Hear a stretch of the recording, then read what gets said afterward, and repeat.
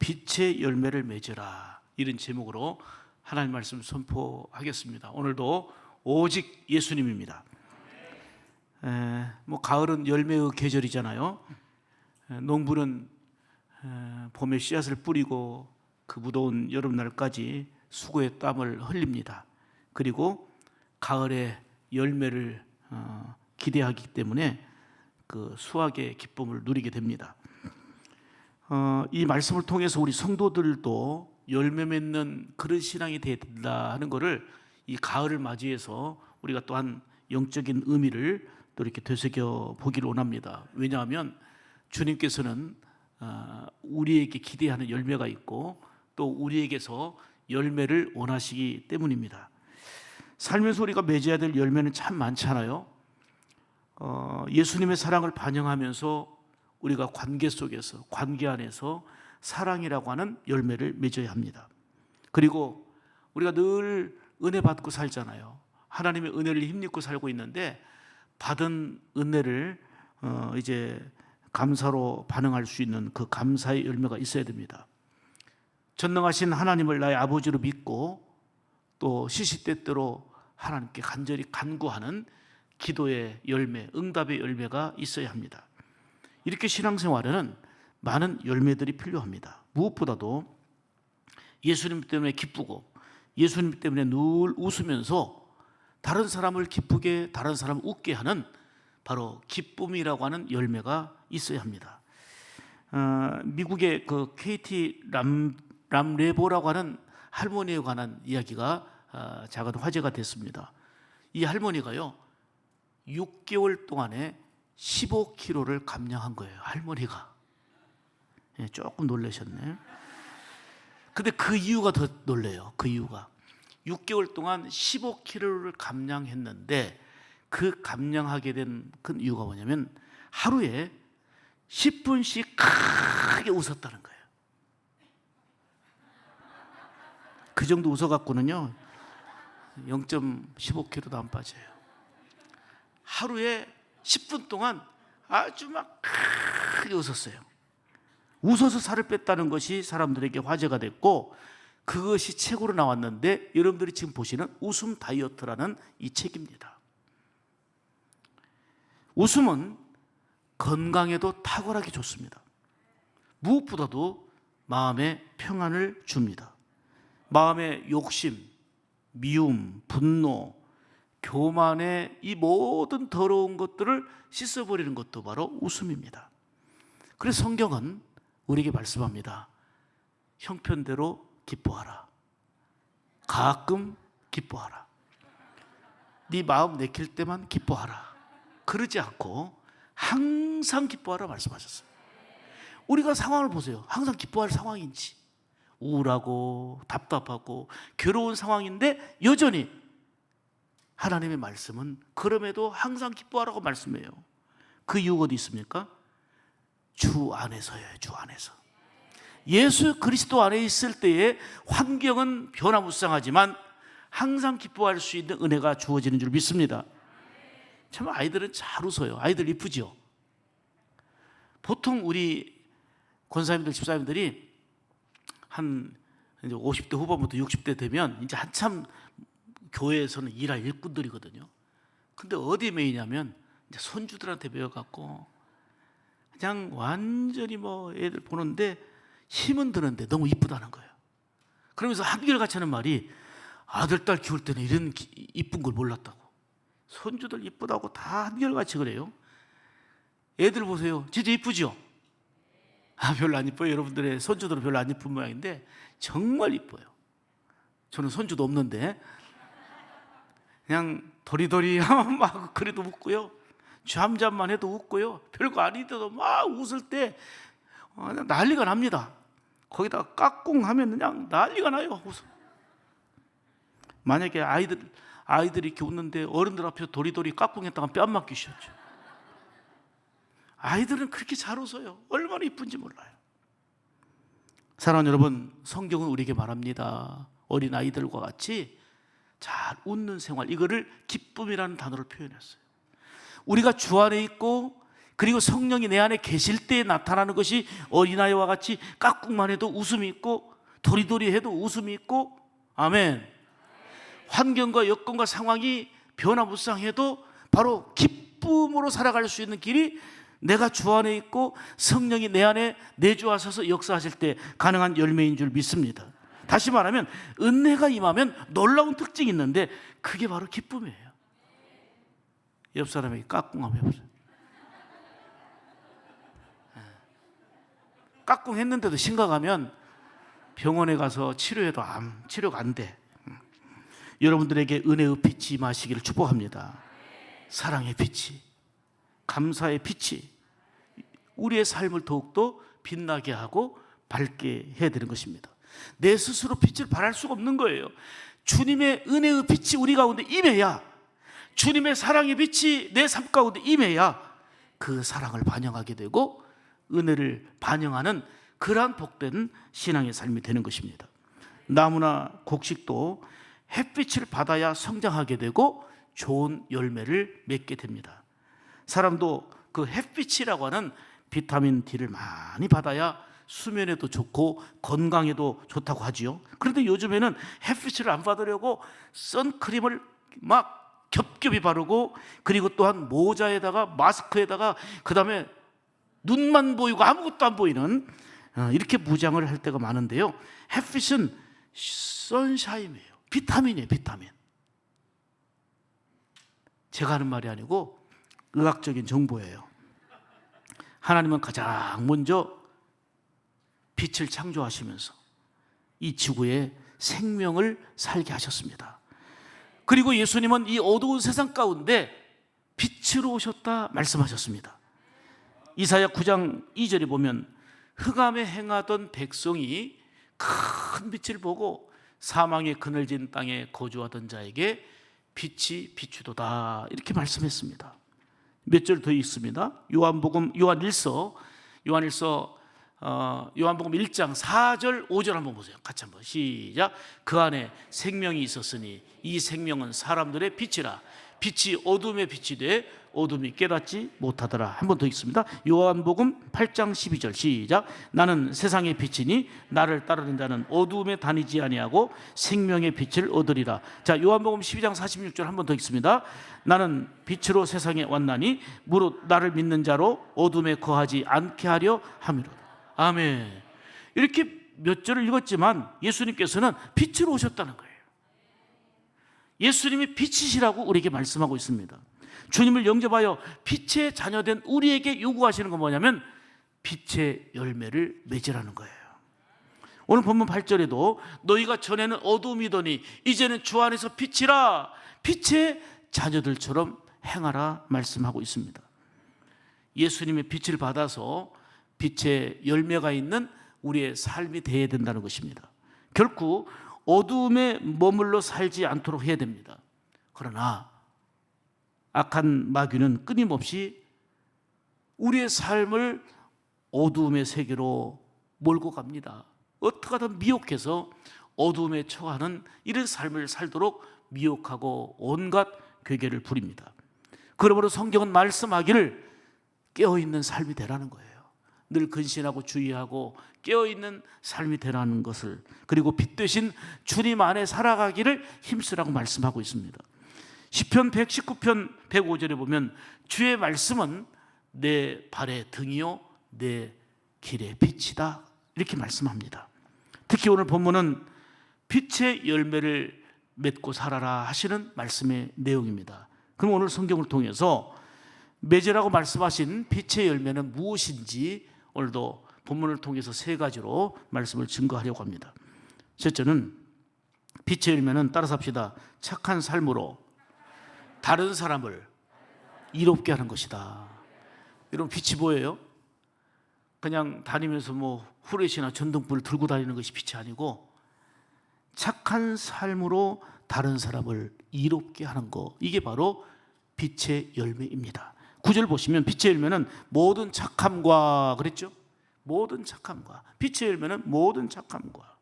여러분, 구원은 예수 그리스도를 생명의 주로 믿는 믿음으로 구원을 받습니다. 그런데 구원받은 하나님의 거룩한 자녀들이 살아야 될 삶의 방향과 내용은 착함입니다.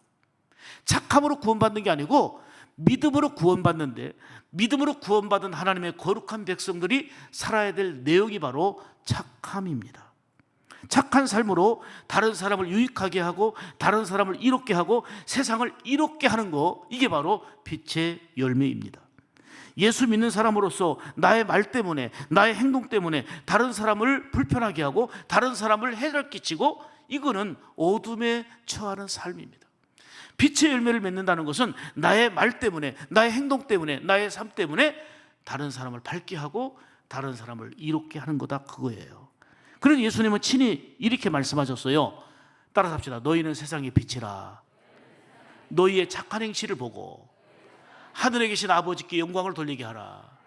아멘. 우리는 세상의 빛인데 빛된 삶을 살아가려면 착한 행실이 중요하다는 거예요. 착한 행실을 통해서 하나님께 영광이 된다는 거예요. 왜요? 세상 사람들에게 이로움과 유익을 주기 때문입니다. 착하게 살 수 있는 것은 주 안에 거해야 되는 거고, 우리 안에 성령으로 충만할 때 가능한 열매인 것입니다. 성령 충만하면 성령의 9가지 열매를 말씀하잖아요. 아니에요? 9가지 열매. 9가지 열매인데 그 중에 하나의 열매가 바로 밑에 동생인 양선이에요. 양선. 양선이라는 열매예요. 양선이 뭐냐? 그게 착함이에요. 아가도슈네라는 단어를 썼는데요, 이 말은 선한 행동, 착한, 구제, 이런 뜻입니다. 양선의 열매는 착함으로 다른 사람을 유익하게 한다는 거예요. 쉽게 말하면 성령 충만하면 열매를 맺는데 착해진다는 거예요. 착한 삶으로 남을 유익하게 하고 남을 이롭게 하고, 아멘. 이게 예수 믿는 자의 삶이라는 거예요. 예수를 믿어 구원받는 것은 아까 말씀드린 대로 예수님을 나의 생명의 구주로 믿고 죄를 회개하고 하나님의 자녀 되어 살아가는 건데, 하나님의 자녀된 우리가 맺어야 될 열매는 성령 충만하여 주 안에 늘 거하여 양선이란 열매, 즉 착한 삶으로 남을 유익하게 이롭게 하는 빛의 열매가 되어야 된다는 거예요. 사랑하는 여러분, 양선의 열매는 다시 말씀드리면 착한 삶으로 다른 사람을 유익하게 하는 것인 줄 믿습니다. 받은 은혜를 나누고 받은 사랑을 베풀면서 고넬처럼 경건하고 가난하고 어려운 사람을 많이 구제하고 많이 돕는 삶, 이것이 바로 하나님의 은혜 안에서 복된 열매로 나타나게 되는 것입니다. 성경에 보면 많은 인물들이 나오지만 특별히 다비다를 보세요. 다비다는 하나님께로부터 받은 은혜를 감사하면서 잘 나누고 베푸는 삶이었습니다. 그가 죽었을 때 수많은 사람들이 찾아와서 슬퍼하며, 이 옷도 다비다가 준 옷인데, 이것도 다비다의 손길을 통해서 내게 임한 건데. 성경은 다비다의 선한 행실, 착한 행실이 바로 빛의 열매임을 말씀하고 있고, 성도들이 이런 삶을 살아야 됨을 말씀하고 있는 것입니다. 잠언 11장 25절에 보면 구제를 좋아하는 자는 주는 거잖아요. 베푸는 거잖아요. 그런데 풍족해질 것이요, 남을 윤택하게 하는 자는 자기도 윤택하리라 말씀했습니다. 잠언 21장 13절에도 보면 가난한 자를 불쌍히 여기는 것은 여호와께 꾸이는 것이니, 아멘. 가난한 자를 불쌍히 여기는 것은 여호와께 꾸이는 것이니 그 선행을 갚아주시리라 그랬습니다. 하나님은 구제를 많이 하는 백부장 고넬료에게 이렇게 말씀하셨어요. 따라서 하겠습니다. 너의 구제와 너의 기도가 하나님께 어떻게 됐다고요? 아멘. 여러분, 구제와 기도가 헛되지 않아요. 하나님께 기쁨으로 연결되는 거예요. 상달되는 거예요. 더 중요한 것은 하나님이 기억하신 바 됐다는 거예요. 그 기도를 기억하시고 그 구제하는 것을 하나님이 기억해 주셨어요. 하나님이 기억하시는 구제, 베푸는 거예요. 많이 부자가 누구예요? 여러분, 많이 쌓아놓고 있고 많이 먹고 많이 가지고 많이 비축하면 부자가 아니고, 많이 베푸는 자가 부자예요. 많이 구제하는 자가 부자예요. 주의 이름으로 많이, 이게 착함이고 빛의 열매인 거예요. 나의 행실을 통해서 하나님께 영광 돌리고 다른 사람을 이롭게 하고 다른 사람을 유익하게 하는 것이 빛의 열매를 맺은 그리스도인의 삶인 줄 믿습니다. 사도행전 10장 2절 보시면 더 구체적으로 나와요. 고넬료는 뭐하여? 경건하여. 경건한 삶이 어떤 삶인지를 보세요. 온 집안과 더불어 하나님을 경외하며, 온 식구들이 하나님을 경외하는 거예요. 온 식구들이 하나님을 예배하는 거예요. 그리고 백성을 뭐 했어요? 많이 구제하고. 성경에는 우리의 스펙이 기록되지 않아요. 어느 대학을 나왔고 어느 지역에 살고 어떤 명예와 어떤 이것이 기록되지 않아요. 하나님이 기억하신 바 되는 것은 우리의 믿음이고, 믿음을 바탕으로 많이 구제하는 거, 백성을 많이 구제하고, 그 다음에 하나님께 항상 뭐 했다고 그랬어요? 기도하더니. 아멘. 고넬료는 경건했습니다. 온 집안으로 더불어 하나님을 경외했습니다. 백성을 많이 구제했습니다. 하나님께 항상 기도했습니다. 이것이 하나님께 기쁘게 상달되었고 하나님이 기억하신 바 된 줄 믿습니다. 한마디로 말하면 착한 삶으로 다른 사람을 이롭게 하는 빛의 열매를 맺었다, 그 말입니다. 사랑하는 성도 여러분, 예수님의 빛을 받아서, 여러분 이게 중요한 거예요. 내 스스로 빛으로는 안 되는 거예요. 내 감정의 변화도 있고 환경의 변화도 있고 상황의 변화에 따라서 무너지기도 하기 때문에 예수님의 빛을 받는 게 중요한 거예요. 그게 주 안에 거하는 거고 성령으로 충만한 건 거예요. 아멘. 예수님의 빛을 받아서 그 빛을 반영하는 보름달의 삶, 이게 바로 착한 행실로 아버지께 영광 돌리고 많은 사람을 이롭게 하는 빛의 열매인 줄 믿습니다. 여러분 항상 하나님께 기도하는 거 하나님 기억하십니다. 많이 구제하고 베풀고 돕는 거 하나님이 기억하십니다. 착한 삶으로 하나님께 영광 돌리고 많은 사람들을 이롭게 하는 빛의 열매를 맺는 우리 샘물 가족들 다 되시기를 주님의 이름으로 축복합니다. 주님은 뭘 보신다고요? 열매를 보시는 거예요. 착함으로 빛의 열매를 보실 때에 주님이 흡족해 하시는 그러한 성도들의 삶이 되기를 원합니다. 두 번째는 빛의 열매는 의롭게 살아가는 것입니다. 9절 보면 빛의 열매는 모든 착함과 의로움과 그랬죠? 아멘. 저와 여러분은 참 부족하고 연약한데 예수 그리스도를 생명의 구주로 믿어 의롭다함을 얻게 되었습니다. 이게 한량없는 은혜입니다.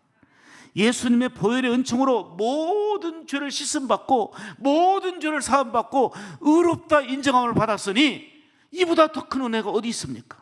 그러므로 이 은혜를 늘 마음에 새기고 감사하며 의롭게 진실함으로 살아가는 삶을 살아야 된다. 이게 바로 오늘 본문의 강조입니다.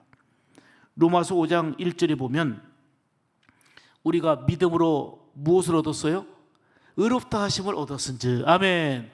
우리 주 예수 그리스도로 말미암아 하나님으로 더불어 화평을 누리자.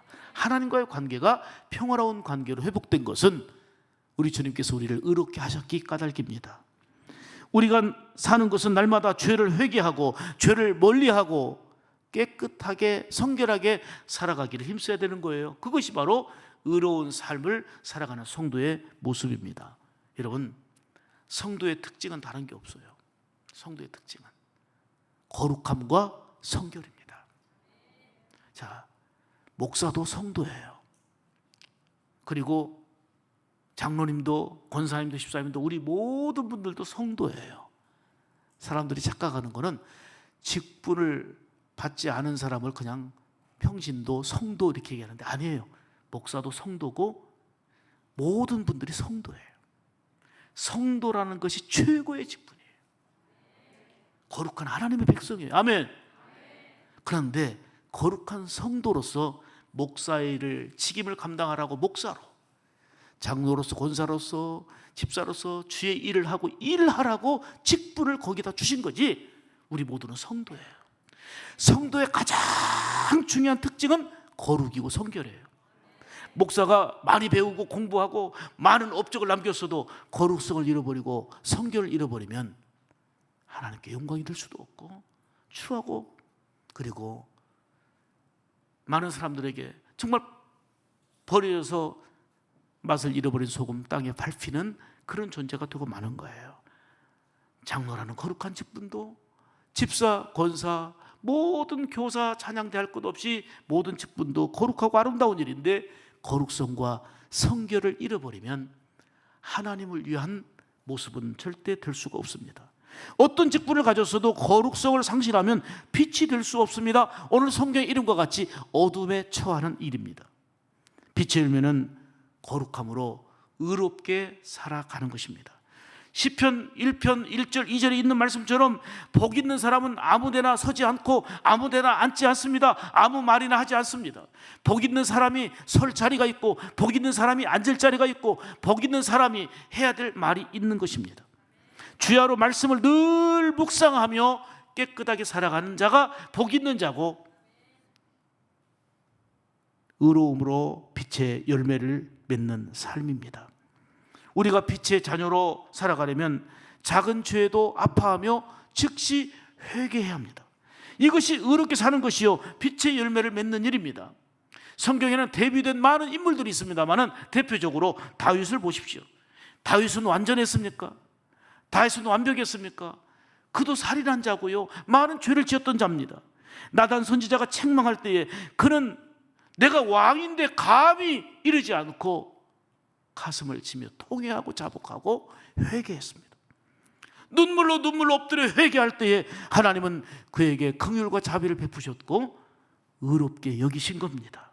그러나 사울왕은 그 끝까지 미움과 분노와 그리고 여러 가지 죄악의 삶 가운데 회개하지 않고 어둠에 처한 삶을 살다가 결국은 하나님께 버림받고 그 후손들, 자손들까지 망가지고 무너지는 아픔을 초래한 것을 볼 수가 있습니다.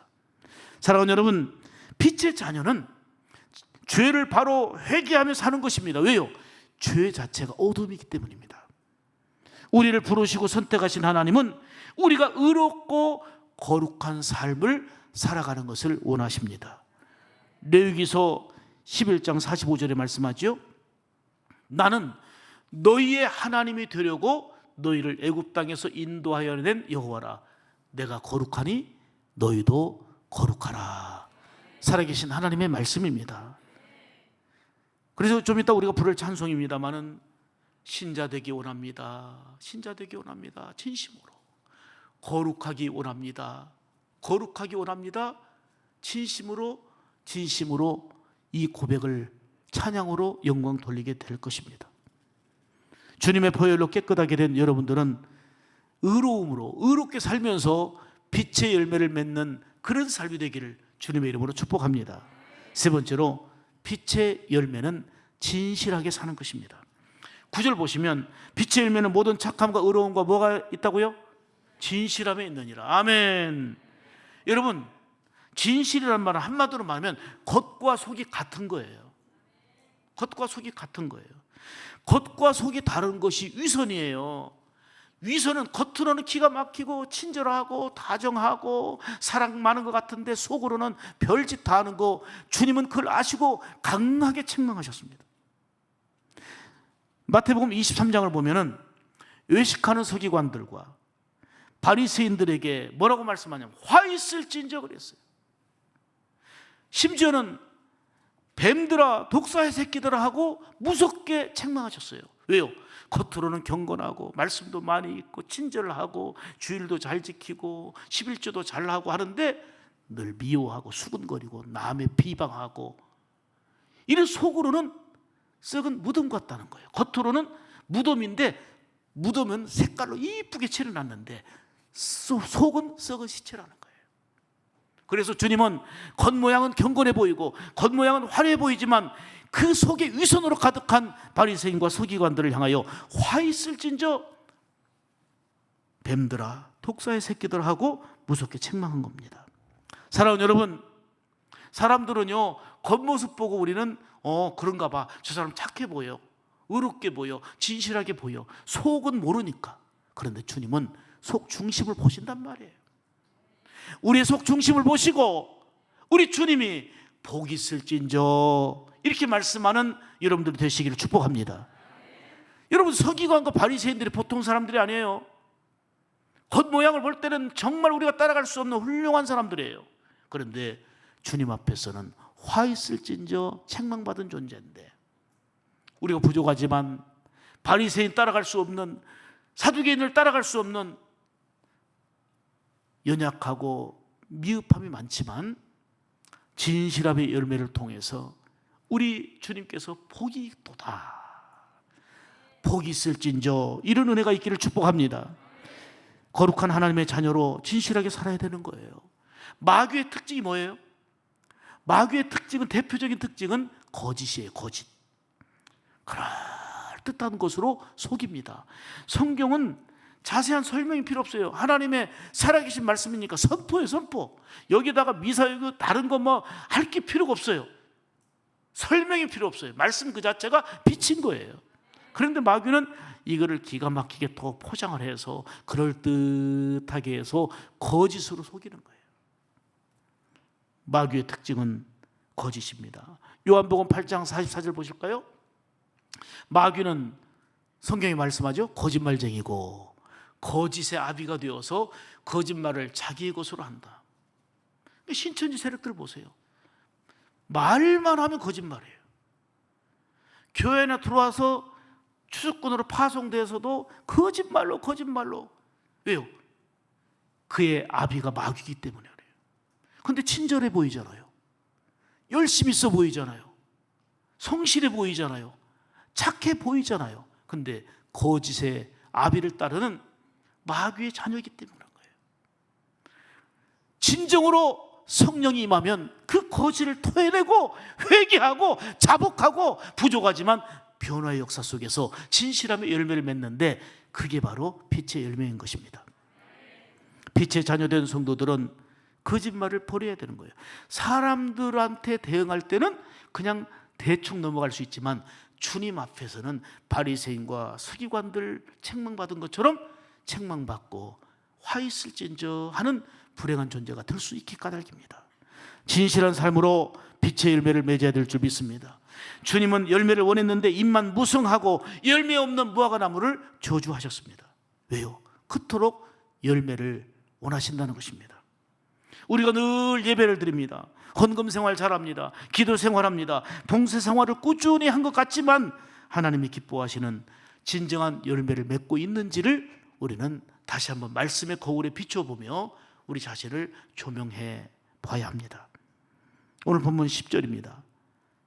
주께 기쁘시게 할 것이 무엇인가 시험하여 보라. 말씀에 비춰보면서 내가 주님을 기쁘시게 하는 열매가 있는지를 늘 돌아보라는 거예요.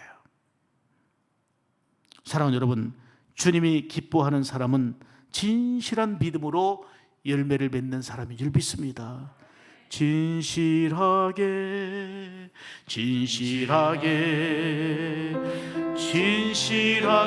살게 하소서. 아멘, 아멘. 진실하게 살아가는 가운데 진실함의 열매가 있는 그런 삶을 우리가 고백하며 늘 힘써야 되는 거예요. 이것이 우리의 고백이 되고 우리의 진정한 찬송이 되기를 주님의 이름으로 축복합니다. 주님은 진실한 믿음의 사람을 기뻐하시며 놀라운 긍휼과 은혜를 베풀어 주신단 말입니다. 가나안 족속 여인이 귀신 들려 고통당하는 딸을 예수님께 데리고 가면 고침받는다는 믿음이 있었어요. 그래서 가나안 족속이라는 말은 이방 여인이라는 그 말이에요. 이방 여인. 딸을 고쳐달라고 귀신에 시달리고 있는 딸을 부탁합니다. 예수님, 우리 딸이 이 고통 가운데 있는데 고쳐주십시오 했더니 거절하는 거예요. 다시 부탁했는데 거절해요. 거절하는데 그냥 내가 바빠서 미안해, 바빠서, 이게 아니고 이 말씀의 내용상으로 보면 엄청난 상처가 되는 말씀을 하세요. 난 너에게 상관없다, 관심 없다, 이런 뜻으로. 심지어는 자녀들에게 줄 떡을 개들에게 주지 않는다는 거예요. 세상에 완전히 개 취급한 거 아닙니까? 그냥 문구상으로 볼 때 상상할 수 없는 기가 막힌 대답이에요. 세상 사람들은 다 그럴지라도 주님은 안 그럴 줄 알았는데 돌아갈 수 있는 이런 상황입니다. 그런데 이 가나안 여인이 뭐라고 말합니까? 주님, 압니다. 그런데 개들도 보니까 주인의 상에서 떨어지는 부스러기를 먹더라고요. 그러니까 주님, 그 부스러기라도 주십시오. 그 부스러기라도 주십시오. 떡을 못 줄지언정 부스러기라도 주십시오. 주님이 주시는 것이라면 부스러기라도 좋습니다. 그는 낭망하지 않았어요. 시험에 들지 않았어요. 끝까지 주님을 붙잡았어요. 다시 말하면 그 내면에 진실한 믿음이 우리 주님께 상달되었어요. 그랬더니 주님이 이 믿음을 보시고 감동하시면서 뭐라고 말씀합니까? 내 믿음대로 될지어다. 그의 딸은 그 시로 깨끗하게 고침받은 줄 믿으시기 바랍니다. 백부장은 중풍병으로 고생하는 자기 하인을 고쳐달라고 예수님께 간청했습니다. 오히려 주님은 또 아까 장면과는 반대로 더 친절하게 말씀합니다. 그럼 내가 집으로 가서 고쳐주겠다. 지금 백부장의 하인은 집에 있어요. 근데 밖에 나와서 부탁을 하니까 그럼 내가 집으로 가서 고쳐주리라 그랬더니 백부장은 뭐라고 얘기합니까? 주님 그것일 수고가 필요 없습니다. 주님은 전능자시기 때문에, 능력자시기 때문에 지금 이 자리에서 말씀하시면 고침받을 줄 믿습니다 그랬단 말이에요. 그랬더니 이 믿음을 보시고 주님은 감동하셨고 내 믿음대로 될지어다 선포하셨어요. 그 시로 지금 이 자리에서 선포했지만 집에 있는 하인이 그 시로 깨끗하게 나온 줄 믿으시기 바랍니다. 이렇게 가나안 여인과 백부장은 예수님이 기뻐하시는 내면의 진실한 믿음으로 무장하니 주님을 감동시켰고 놀라운 역사를 이루게 된 겁니다. 하나님은 이처럼 우리의 삶 가운데 빛의 열매를 원하시는데 열매가 없는 삶은 어두움의 일이다 그랬어요. 오늘 11절 12절 보실까요? 너희는 열매 없는 일이 뭐라고요? 어두움의 일이라는 거예요. 너희는 열매 없는 어두움의 일에 참여하지 말고 도리어 책망하라 그랬어요. 여러분, 충성해서 우리에게 주어진 직분 최선을 다해서 열매 있는 삶을 살아야 되는데 열매 없는 삶은 어두움의 일이고 이런 열매 없는 삶을 책망하라는 거예요. 열매가 없는 어둠의 일을 벗어버리라 말씀하는 바가 우리의 신비에 새겨지기를 축복합니다. 에베소서 5장 3절 5절에 말씀합니다. 음행과 온갖 더러운 것과 탐욕은 너희 중에서 그 이름이라도 부르지 말라. 이는 성도의 마땅한 바라고 말씀합니다. 어떤 사람도 그래요. 왜 이렇게 자꾸 행함을 강조하느냐, 무슨 일을 해야 된다고 강조하느냐. 저 다 성경 인용했어요. 하나님 말씀 인용했어요. 제가 윤리, 도덕 강의하는 게 아니에요. 구원은 절대적으로 예수 믿어야 되는 거예요. 그런데 예수 믿는 자의 삶은 바로 이렇게 진실함으로, 의로움으로, 착함으로 열매가 있어야 된다. 이게 바로 주님이 우리에게 말씀하는 거고, 너희의 착한 행실로 하나님께 영광을 돌리고 착한 행실을 통해서 다른 사람을 이롭게 하고 유익하게 하는 거, 이런 빛의 열매 있는 삶을 주님이 우리에게 명하고 요구하시기 때문에. 그리고 믿음이라는 것은 관념적이고 추상적이고 이론적인 게 아니고, 믿음은 거기에 수반되는 순종 그리고 변화된 삶이 따라야 되는 거예요. 그게 진짜 믿음인 거예요. 근데 믿음이 있는데 순종하지 않고, 믿음이 있는데 행동하지 않고, 이거는 믿음이 없는 거고 죽은 믿음이라는 거예요. 살아있는 믿음, 주님이 기뻐하시는 믿음은 이런 삶의 변화가 있고 열매가 있는 생활 뒤따르는 거, 이게 바로 진정한 믿음인 줄 믿습니다. 열매가 없는 어두움은 그 결과가 하나님의 나라에서 기업을 얻지 못한다는 것입니다. 사랑하는 여러분, 주님은 빛이십니다. 크게 아멘 합시다. 사랑의 빛이십니다. 은혜의 빛이십니다. 구원의 빛이 되십니다. 치료의 빛이 되십니다. 그 빛을 우리가 받아서 반영하는 삶이 보름달의 삶이고, 빛의 열매를 맺어서 하나님께 영광 돌려야 될 우리의 삶의 내용이고 방향인 줄 믿습니다. 오늘 말씀을 정리하면, 우리가 착한 삶으로 다른 사람을 이롭게 하고 다른 사람을 유익하게 하는 것이 빛의 열매입니다. 우리가 예수 그리스도를 믿음으로 의롭게 살아가는 것, 죄를 작은 죄라도 철저하게 회개하고 성결함으로 거룩함으로 의롭게 살아가는 것이 빛의 열매입니다. 거짓을 버리고 거짓의 아비인 악한 사탄 마귀의 존재를 예수 그리스도의 이름으로 물리치고 늘 진실함으로 말과 혀가 우리의 삶이 진실함으로 무장되어져서 빛의 열매를 맺어야 합니다. 햇빛이 비치는 곳에 나무나 곡식과 모든 식물들이 자라는 것처럼 주님의 은혜의 빛이 비치는 삶이 될 때에 성도는 생명력 있고 더 복된 열매의 삶이 될 줄로 믿습니다. 이처럼 의의 태양 되시는 예수님의 빛을 받아서 아멘 착하고 의롭고 진실함으로 빛의 열매를 맺어 하나님께 영광 돌리는 복된 가을이 되기를 축복합니다. 그래야 영적으로 살아나고 하나님을 영화롭게 하며 사람들을 이롭게 하는 가운데 더 복된 그리스도인다운 열매 있는 성도의 생활이 되기를 주님의 이름으로 축복합니다.